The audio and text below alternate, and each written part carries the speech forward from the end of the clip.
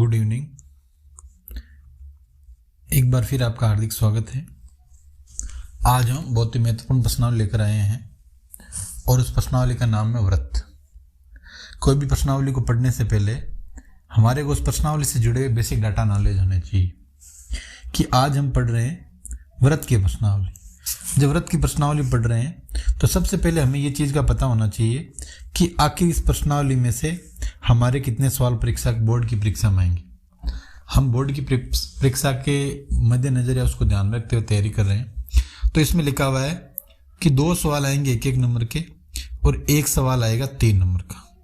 जब 3 नंबर का सवाल आएगा तो किस प्रकार का सवाल आएगा ये हमें ध्यान रखना है, और जब 1 नंबर का सवाल आएगा तो वो किस प्रकार का आएगा ये भी हमें ध्यान रखना है। जब 3 नंबर का सवाल आएगा तो आपकी इतना तो ये चीज़ समझ में आ गई होगी कि 3 नंबर का सवाल कोई छोटा मोटा सवाल नहीं आएगा, बहुत अच्छा सवाल आएगा। देखो, किसी भी प्रश्नावली को पढ़ने से पहले हमें उसके बारे में बहुत कुछ जानकारी आवश्यक है, तभी हम कर पाएंगे। अगर उसके बारे में हमें जानकारी नहीं है तो हम कुछ भी नहीं कर पाएंगे। देखो, जो मैं आपको बेसिक डाटा है वो मैं कुछ बताने का प्रयास कर रहा हूँ, ध्यान से आप देखो। प्रश्नावली है व्रत की। जब व्रत की प्रश्नावली है तो हमें व्रत का चित्र बनाना अच्छी तरीके से आना चाहिए कि व्रत का चित्र कैसे होता है। ये व्रत का गोलाकार चित्र होता है। जब ये व्रत का चित्र होता है, इसके बीच का जो मिड पॉइंट होता है वो केंद्रक होता है। क्या होता है? जिसे हम केंद्रक कहते हैं। आपकी इस बुक में केंद्रक से जुड़ा हुआ प्रश्न आएगा। उसके बाद में जो केंद्र से कहीं पर भी परिधि को टच करे, जैसे ये टच कर रही है, और कहीं पर भी जैसे यहाँ पर टच कर देवे, इसी प्रकार यहाँ टच कर देवे, यहाँ टच कर दे, ये जो सारी स्पर्श करती है इसको, ये इसकी त्रिज्याएं होती है। क्या होती है? ये इसकी त्रिज्याएं होती है। इनका भी हमें विशेष रूप से ध्यान रखना है। जैसे ये केंद्रक हो गया, ये त्रिज्या हो गई। अब यहाँ पर जो परीक्षा में हमारे सवाल आएगा वो आता है एक, इस जो प्रश्नावली में जो जुड़े हुए सवाल है वो है स्पर्श रेखा से जुड़े हुए। किससे जुड़े हुए? स्पर्श रेखाएं क्या होती है। इसके अलावा जब आप परिधि पर कोई बिंदु है तो वहां से स्पर्श रेखा कैसे खींचोगे, कहीं और कोई बिंदु है तो उसमें स्पर्श रेखा कैसे खींचोगे, इन चीज़ों का हमें भली भांति से नॉलेज होना चाहिए। इसके अलावा ये आप सब जानते हो, ये जीवा होती है। इसके अलावा ये सबसे बड़ी जीवा होती है, जो मैंने बीच में भी आपको बताया, किसी वर्त की सबसे बड़ी जीवा उसकी त्रिज्या होती है। क्या होती है? उसकी त्रिज्या। और उस जीवा के अलावा आप सब जानते हो, ये जो अगर वर्त को किसी बिंदु पर टच करके निकलती है, ये वर्त की स्पर्श रेखाएं होती है। क्या होती है? एक बिंदु से एक स्पर्श रेखा निकलती है। आप मानते हो कि वर्त के अंदर से ये वर्त निकलती है, ये स्पर्श रेखाएं नहीं होती है। जो वर्त के अंदर से निकलती है इसको हम कहते हैं छेदक रेखा। क्या कहते हैं? छेदक रेखा। और अगर मानो बिंदु है कोई वर्त के कहीं दूसरी साइड में होता है या वर्त के कहीं बाहर होता है तो उसको हम क्या कहेंगे? अगर वर्त के किसी बाह्य बिंदु यहाँ से आप कोई रेखा खींचते हो तो एक वर्त पर अधिकतम 2 स्पर्श रेखाएं खींची जा सकती है। इनको स्पर्श रेखाएं कहती है। अब देखो, ये मैंने आपको स्पर्श रेखाओं के बारे में थोड़ा सा बेसिक डेटा नॉलेज बताने का प्रयास किया है। हमारी परीक्षा में जब सवाल आएगा तो हमारा प्राथमिक कार्य ये होना चाहिए कि हमें क्या आना चाहिए। जैसे ये स्पर्श रेखा नहीं है, ये छेदक रेखा है, और ये जो आकृति 3 में दे रखी है ये आपको ध्यान रखना है, ये स्पर्श रेखा है। क्या है? स्पर्श रेखा। और इसकी परिधि के एक बिंदु जो ए है, इस ए को ये टच कर रही है। किसको टच कर रही है? ए को। अब आपको जो ध्यान रखने वाली बात यह है, और मेरी नज़र में जिसे मैं इंपॉर्टेंट मानता हूँ, ये स्पर्श रेखा की बात कर रहा है। आपको मैंने पहले भी पढ़ाया, त्रिकोणमिति में भी, उससे पहले भी पढ़ाने का प्रयास किया। इस प्रमेय को आप कभी मत भूलो।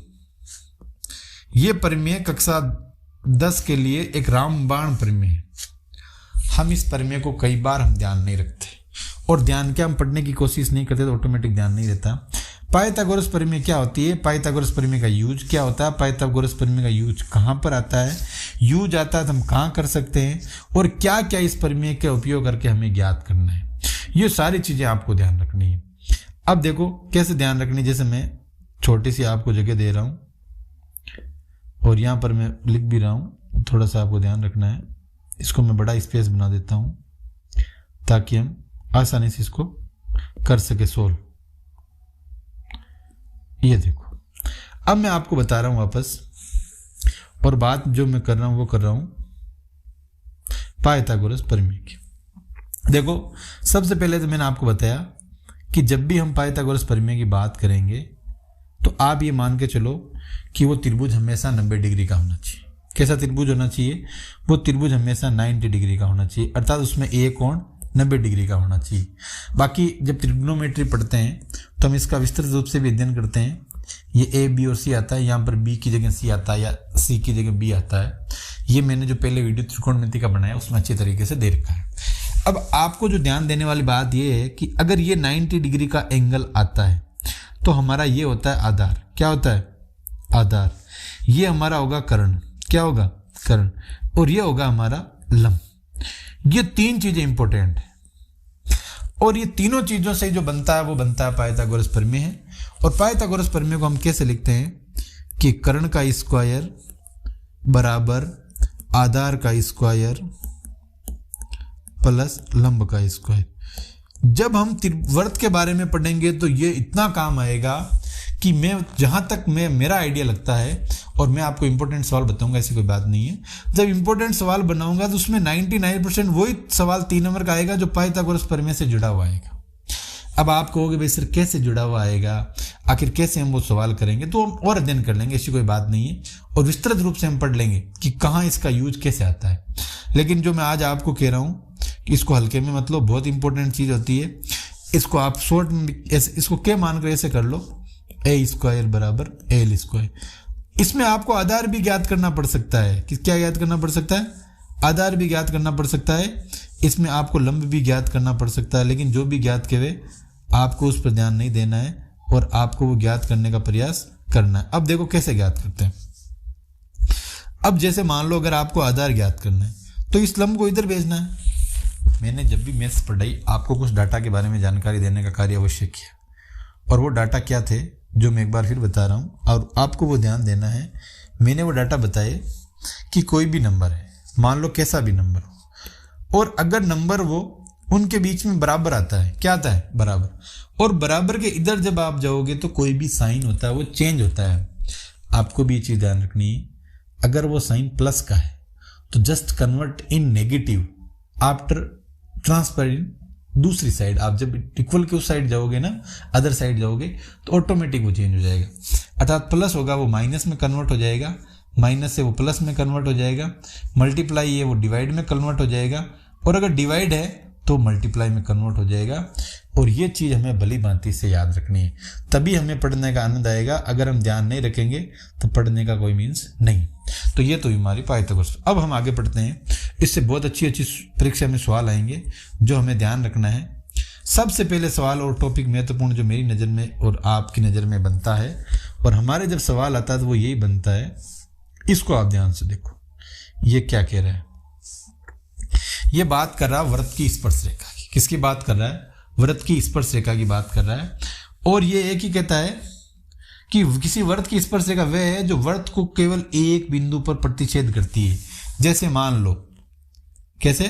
जैसे मानो कि ये गोलाकार आकृति है और इस गोलाकार आकृति के किसी एक बिंदु पर यहां कोई टच कर रहा है तो ये स्पर्श रेखा है। ये उस वृत्त की परिधि से टच कर रहा है, ना कि वृत्त के किसी अंदर के बिंदु की बात कर रहा है, ना वृत्त के किसी के बाहर की। वृत्त के परिधि की बात करता है। और इससे जुड़ा हुआ आपकी परीक्षा में एबे से दे सवाल आने का चांस 100% रहेगा। जैसे ये इतनी स्पर्श रेखाएं हैं, ये अलग अलग जगह से आ रही है, अलग अलग जगह आ रही है, लेकिन आपको ध्यान ये रखना है वृत्त के एक बिंदु पर एक और केवल एक स्पर्श रेखा होती है। परीक्षा में सवाल ये आता है वृत्त के परिधि से कितनी स्पर्श रेखाएं खींची जा सकती है। आप एक बार फिर इस सवाल को अंडरलाइन कर लो और अच्छी तरीके से समझ लो।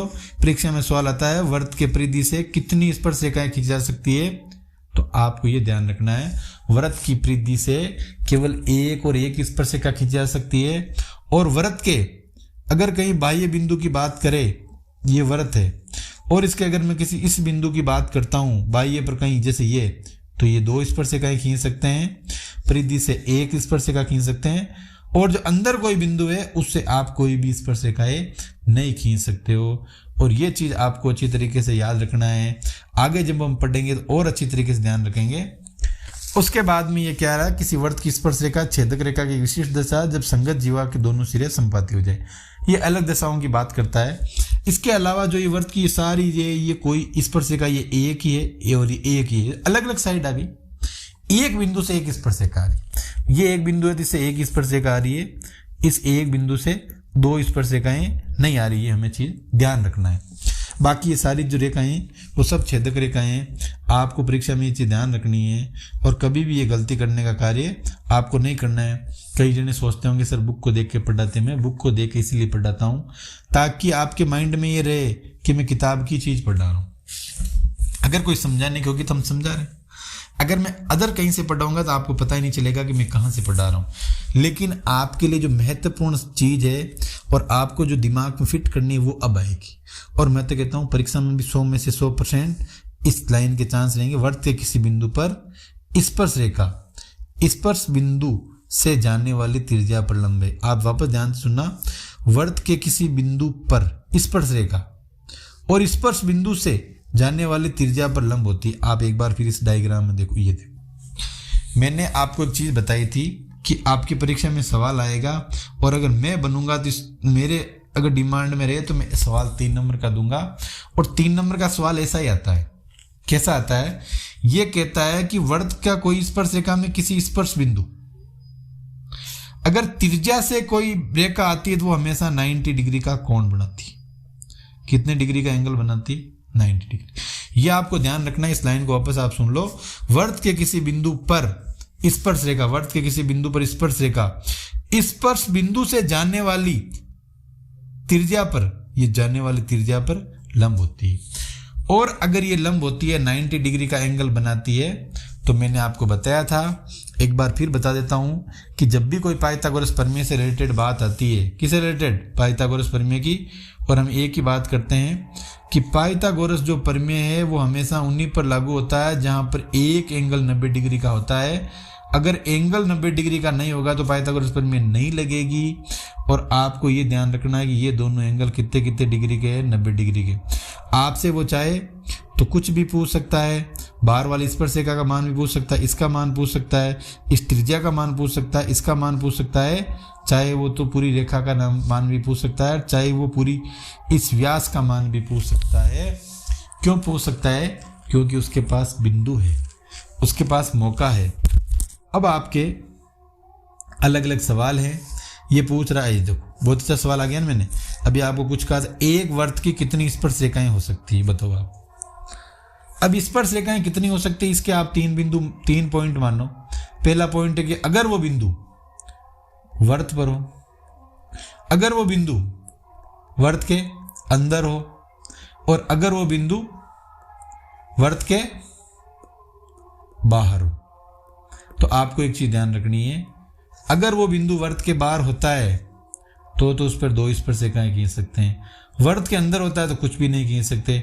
और वो वर्त की परिधि पर होता है तो एक बिंदु, एक स्पर्श रेखा खींच सकते हैं। बोलो ये तीनों चीजें समझ में आई कि नहीं आई? और इस प्रकार ये सवाल आते हैं, हमें इस प्रकार इनको सोल्व करना है। अगर वर्त के बाहर स्थित है तो 2 बिंदु, 1 बिंदु और 3 बिंदु। अब इन खाली जगहों को आप ध्यान रखना है, आपको करना है। समझ में नहीं आया तो मुझे पूछना है। किसी वर्त की स्पर्श रेखा उसे कितने बिंदुओं पर प्रतिच्छेद करती है? एक नहीं, वर्त को 2 बिंदुओं पर प्रतिच्छेद करने वाली रेखा को क्या कहते हैं? वर्त है। ये 2 बिंदुओं पर बराबर प्रतिच्छेद करे जिसको क्या कहते हैं? अगर एक बिंदु पर प्रतिच्छेद करे, अलग अलग बीच में करे तो भी क्या कहते हैं? बाहर वालों को क्या कहते हैं? एक वर्त की समांतर स्पर्श रेखाएं क्या हो सकती है? और वर्त और स्पर्श रेखा का विनिष्ट बिंदु क्या होता है? तीनों ही अच्छे सवाल हैं, आपको ये ध्यान रखना है। इससे जुड़े हुए सवाल भी आपको करने हैं। अब इसी पर अब देखो, जो मैंने बात करी वो सवाल यह क्या, ये क्या है कि 5 सेंटीमीटर त्रिज्या वाला एक वर्त है, बिंदु P पर स्पर्श रेखा PQ, केंद्र O से जाने वाली एक रेखा बिंदु Q से इस प्रकार मिलती है कि OQ बराबर 12 सेंटीमीटर। आपको PQ की लंबाई ज्ञात करनी। किसकी लंबाई ज्ञात करनी है? PQ की। जब PQ की लंबाई ज्ञात करनी है तो सबसे पहले ये इन दोनों सवालों को अपन क्या करते हैं? टारगेट करते हैं। क्या टारगेट करते हैं? इनका कॉपी कर लेते हैं इनको, और अपन इनको अच्छी तरीके से नया पेज लेकर उसको सोल्व करेंगे। अब कैसे सोल्व करेंगे, इसमें आपकी भी ड्यूटी बनती है, मेरी ड्यूटी तो जो बनती है, आप भी इसमें ध्यान देना, आपसे जुड़ा हुआ सवाल है। अब देखो, अब हमें सवाल करने हैं। सवाल पढ़ो। 5 सेंटीमीटर त्रिज्या वाले वर्त, मान लो कि ये एक वर्त बना रहा हूं मैं, ये मैंने वर्त बना दिया, बन गया। अब इस वर्त में ये क्या हो गया? केंद्र हो गया बीच वाला बिंदु, ये केंद्र हो गया, और इसके बिंदु P पर स्पर्श रेखा PQ, ये जैसे मान लो ये एक स्पर्श रेखा है और ये बिंदु P है, केंद्र O है से जाने वाली ये रेखा बिंदु Q पर मिलती है, ये Q पर मिल रही, इस प्रकार मिलती है कि OQ बराबर 12 हो गया, और 5 सेंटीमीटर त्रिज्या वाले एक वृत्त, ये वृत्त है, और ये त्रिज्या कितनी हो गई 5 सेंटीमीटर, कितनी हो गई 5 सेंटीमीटर। अब हमें इनका मान निकालना है कि किस प्रकार हम इसको सही और व्यवहारिक तरीके से निकाल दें। एक बार आप फिर देख सकते हो ये किसकी बात कर रहा है और क्या हमें निकाल रहा है। आप हमें प्रश्न पढ़ना है, 5 सेंटीमीटर त्रिज्या वाले एक वृत्त के बिंदु P, ये मान लो वृत्त का एक बिंदु P है, P पर स्पर्श रेखा है PQ, केंद्र O से जाने वाली एक रेखा, ये केंद्र O से जाने वाली एक रेखा है, बिंदु Q से इस प्रकार मिलती है, चाहे ये Q है, ये इस प्रकार मिलती है कि OQ बराबर 12 सेंटीमीटर। हमें ज्ञात करनी है PQ की लंबाई। क्या ज्ञात करनी है? PQ की लंबाई। केंद्र की परिधि क्या बता रहा है? 5 बता रहा है। आपको फिर एक बार देख लेना है, बिंदु स्पर्श रेखा PQ है, केंद्र O से जाने वाली रेखा बिंदु Q से, चलो अब आपको ये ध्यान रखना है और इस PQ की लंबाई ज्ञात करनी है। मैंने आपको एक चीज बताई थी, सवाल कैसा भी आए, मान लो ये यहाँ बार आ गए, अगर आपके सवाल आने के बाद में अगर ये 12 यहाँ आ जाए तो हमें ये ज्ञात करना है, लेकिन ये किताब वाला 12 ये दे रहा है तो हमें क्या ज्ञात करना है? ये ज्ञात करना। अब कैसे निकालना? मैंने आपको सबसे पहले कहा कि आपको पढ़ने से पहले एक पाइथागोरस प्रमेय आनी चाहिए, बताया कि नहीं बताया? और पाइथागोरस प्रमेय को एक बार फिर मैं बता रहा हूँ। पाइथागोरस प्रमेय होती है कर्ण का स्क्वायर बराबर आधार का स्क्वायर प्लस लंब का स्क्वायर, होती कि नहीं होती? अब देखो आपको इसमें कर्ण दिया हुआ है, आपको इसमें क्या क्या दिया हुआ है? आधार दिया हुआ है, और आपको ज्ञात क्या करना है? लंब ज्ञात करना है इस प्रश्न के अकॉर्डिंग। मान लो लंब नहीं, अगर आपको कर्ण ज्ञात करना है तो भी कैसे ज्ञात करेंगे? आधार ज्ञात करेंगे, लेकिन इसमें यूज किसका आ रहा है? पाइथागोरस प्रमेय का आ रहा है। वो हमें भलीभांति तरीके से आना चाहिए, वो आएगा तो हमें कोई और किसी प्रकार की समस्याएं नहीं आएगी, आप निश्चिंत रहो। अब देखो हम इसको कैसे करते हैं।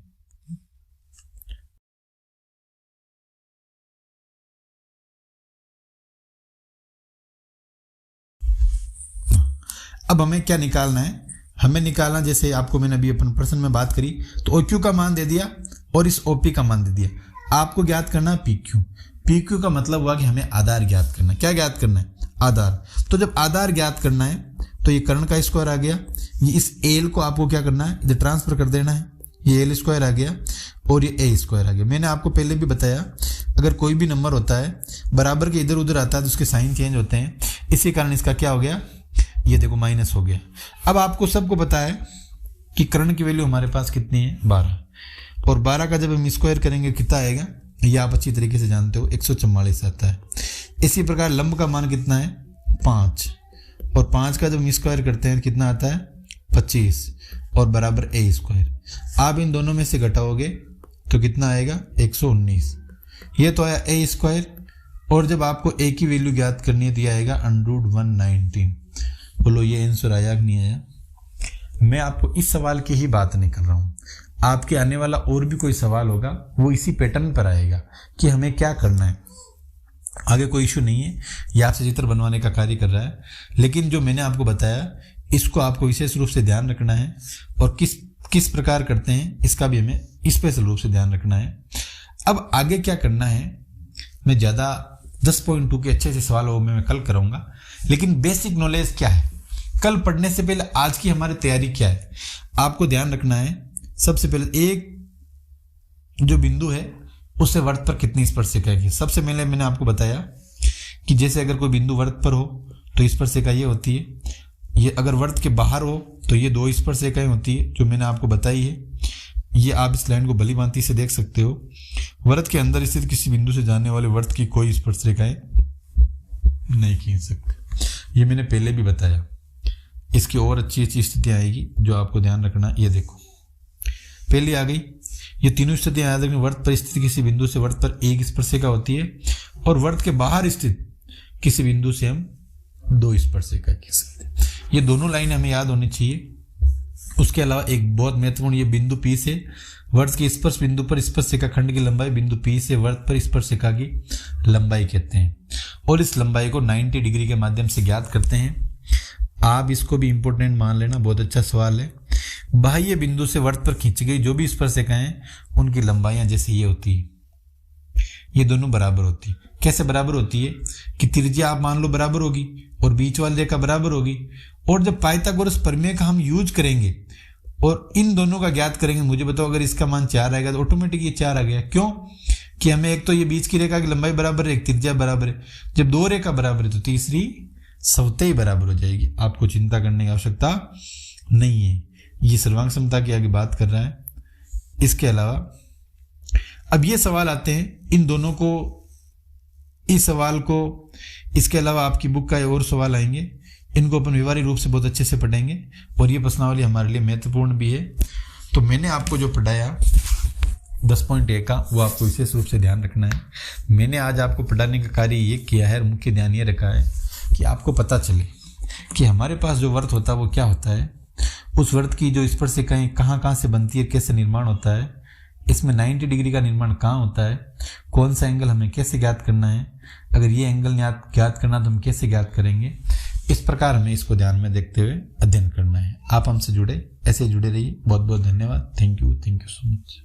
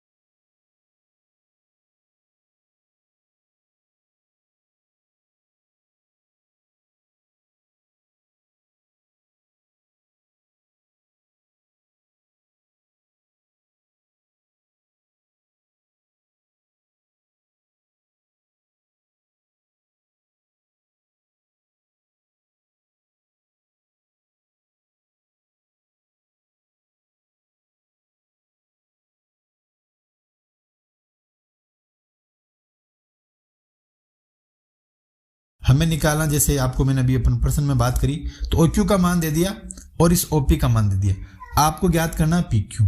पी क्यू का मतलब हुआ कि हमें आधार ज्ञात करना है। क्या ज्ञात करना है? आधार। तो जब आधार ज्ञात करना है तो ये कर्ण का स्क्वायर आ गया, ये इस एल को आपको क्या करना है, इधर ट्रांसफर कर देना है, ये एल स्क्वायर आ गया और ये ए स्क्वायर आ गया। मैंने आपको पहले भी बताया, अगर कोई भी नंबर होता है बराबर के इधर उधर आता है तो उसके साइन चेंज होते हैं, इसी कारण इसका क्या हो गया,